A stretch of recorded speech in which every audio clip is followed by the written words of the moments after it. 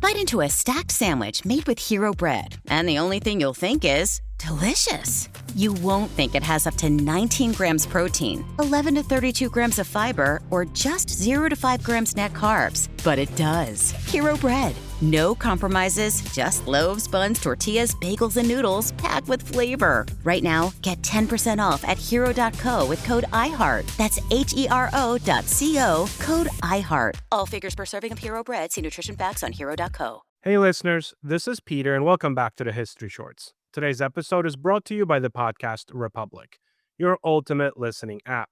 Discover and subscribe to thousands of podcasts from around the world. Download Podcast Republic today, available on Google Play and the Apple App Store. Today on History Shorts.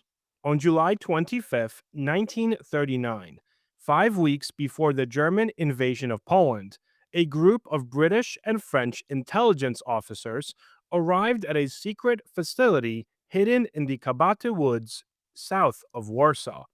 They had been invited by the Polish military intelligence, and they came expecting very little. The British delegation included Alistair Denison, head of British code-breaking service, and Dilly Knox, its most brilliant cryptanalyst, men who had spent years failing to break the German Enigma cipher machine and had largely concluded that it could not be done. Their Polish hosts led them into a room. On the table sat a machine. It was an Enigma, not captured, not stolen, but reconstructed from ground up, built by the Poles themselves. And then their hosts explained, politely, that Polish mathematicians had broken Enigma nearly 7 years earlier and had been reading Germany's most secret military communications on and off ever since. The British were stunned. Then the Poles told them something more. You can have it, they said. All of it. The machines, the mathematics, the methods. The world remembers Bletchley Park. Almost nobody remembers the clearing outside Warsaw where Bletchley Park was handed its head start.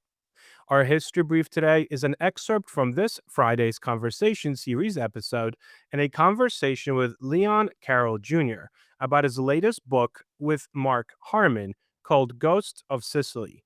Just a reminder that the full video of the interview is already available to our Patreon subscribers and will be released on our YouTube channel this Friday, as well as on all podcast platforms.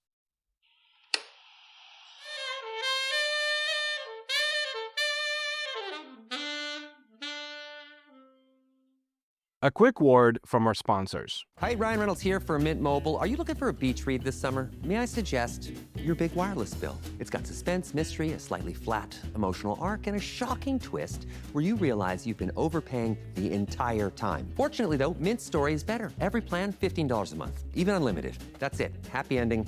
Zero tears. Give it a try at mintmobile.com/switch. Upfront payment of $45 for 3 months, $90 for 6 months, or $180 for 12-month plan required. $15 per month equivalent. Taxes and fees extra. Initial plan term only. Greater than 50 gigabytes may slow when network is busy. See terms. This day in history. On July 29, 1958, President Dwight D. Eisenhower signed legislation creating NASA, the National Aeronautics and Space Administration. Born amid the space race, the agency would lead America's exploration of the moon, Mars, and beyond. On July 29, 1981, Britain's Charles III, then Prince Charles, married Diana, Princess of Wales, in a ceremony watched by hundreds of millions around the world, becoming one of the most famous royal weddings in all of history. Story of the day. The Enigma machine was, by the standards of the 1930s, an engineering marvel. The typewriter-like device with rotating cipher wheels and a plug board scrambled every keystroke through a cascade of electrical substitutions and changed the scrambling with every single letter typed. The number of possible settings ran into the trillions upon trillions.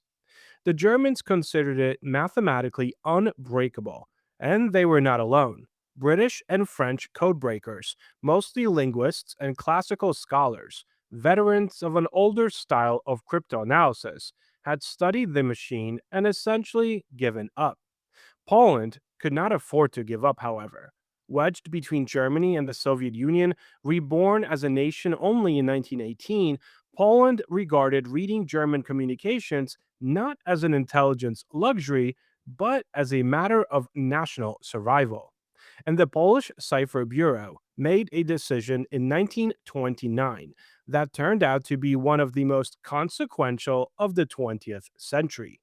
If the machine was mathematical, they reasoned, then the attack on it should be mathematical as well.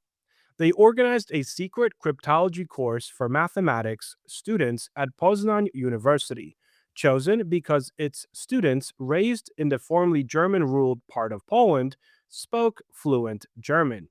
Three of those students proved to be extraordinary: Marian Rejewski, Jerzy Różycki, Henryk Zygalski. The breakthrough belongs above all to Rejewski. In the final months of 1932, working alone in absolute secrecy, the 27-year-old attacked Enigma with a branch of pure mathematics called permutation group theory, tools that no code-breaking service on Earth had thought to bring to the problem. He was aided by a crucial piece of espionage.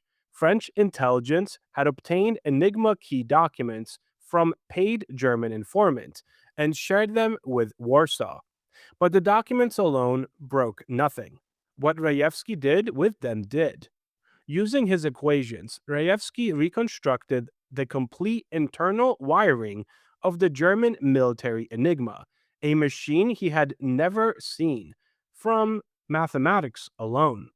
Historians have called it one of the greatest feats of cryptoanalysis ever accomplished. The Poles then built their own working replicas of the German machine, and then they started reading. For most of the 1930s, Poland was quietly reading German military traffic, the only country on Earth that could do that. As the Germans tightened procedures, the three mathematicians invented an escalating arsenal of countermeasures, including in 1938 a machine of their own. Rejewski called it the bomba kryptologiczna, the cryptologic bomb, the electromechanical service that churned through Enigma settings automatically, hunting for the day's key. Hold on to that name for a second.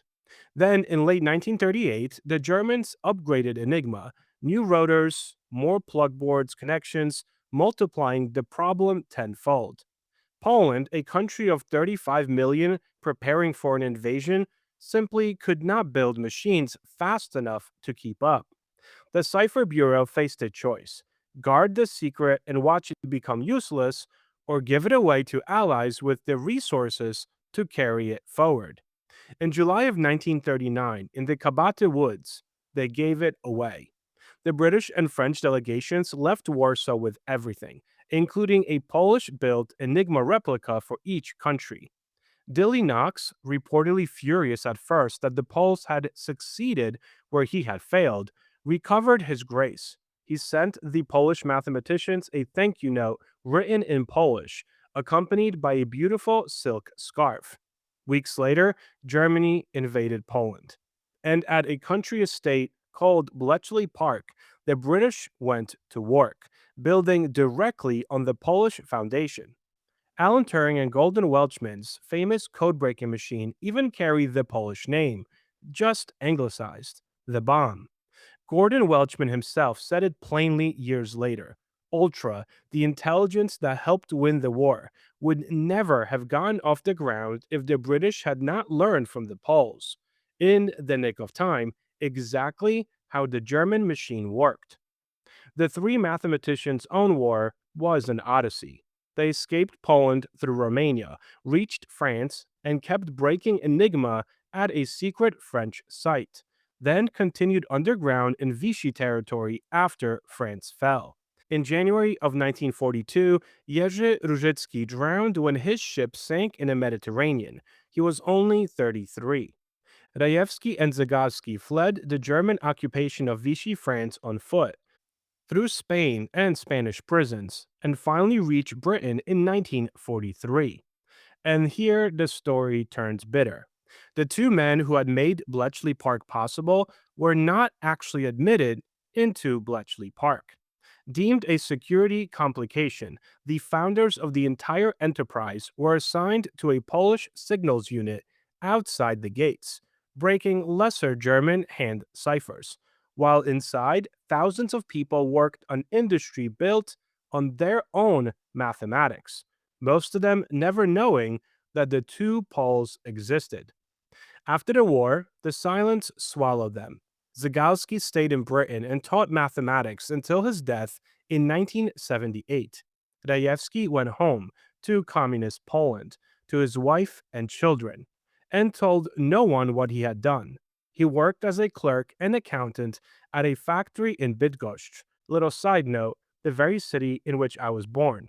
Rejewski was periodically investigated by the secret police, who never discovered that the quiet bookkeeper they were harassing had helped decide the Second World War. He kept the secret for nearly 30 years, until a French general's memoir revealed it in 1973. An elderly accountant in Bydgoszcz was finally able to say, "Yeah, that was me." He died in Bydgoszcz in 1980. The estimates credited to ultra-intelligence that it shortened the war by 2 to 3 years and saved millions of lives rest on a foundation poured in Warsaw in 1932. Today, there is a monument to the three mathematicians in Poznań and a memorial at Bletchley Park itself. The world's memory has been slower than the monuments, but the record is the record. Before turning, there was Rejewski. Before the bomb, there was the bomba. Before Bletchley Park, a room in Warsaw where a 27-year-old with a pencil reconstructed the unbreakable machine. The History Brief. The following is an excerpt from this Friday's Conversation series episode and a conversation with Leon Carroll Jr. about his latest book with Mark Harmon called Ghosts of Sicily. Again, just a reminder that the full video of the interview is already available to our Patreon subscribers and will be released on our YouTube channel this Friday, as well as on all podcast platforms. Their plans of going over the other side of this, we don't have much on the other side. And they were able to recruit the people that were here who had family there. Some people who were here had been deported to Italy, primarily Sicily, part of the mafia. And that's what worked out in getting a lot of the information. So you have those four guys who were doing that kind of groundwork here on the East Coast, going through Army counterintelligence school, being recruited to go in on landings on the other side to contact people that have been developed by utilizing their sources on this side, most of whom were recruited because of Lucky Luciano giving his blessing to have SOX expand this whole network in concert with Meyer Lansky. We know the impetus and the reasoning from the U.S. government side, right? Why this intel is important to them. But why are these mafia guys willing to do this? That's a good question, Peter. I think there were different ones, different reasons. And I think, like I said, with SOX, I think he was facing all of this. With Luciano, he was doing like 50 years, for prostitution charges, right? Running houses of ill repute. Thank you so much for spending some time with me today and helping make this little show such a mighty success. If you're enjoying this show and would like to help with its production, you can always donate a few dollars at buymeacoffee.com or become a Patreon member to enjoy these episodes ad-free. Both of those links can be found on our website at www.historyshortspodcast.com. And don't forget to check out our YouTube channel where we have different videos and series that are not part of this main feed. Have a great rest of your day, and I will talk to you all again tomorrow. Skincare means Sephora. Makeup, same. They've got the products, expertise, and the brands that fit your lifestyle. But when I talk about hair care, do you make the same connection? Well, you should. Sephora is just as trusted for hair, whether you're looking to repair, strengthen, hydrate, or add shine. You'll find brands like Kerastase, K18, and Gisou. Plus, the guidance to help you choose what's right for your hair. And with free shipping and same-day delivery, great hair care is easier than ever. Shop hair at Sephora today.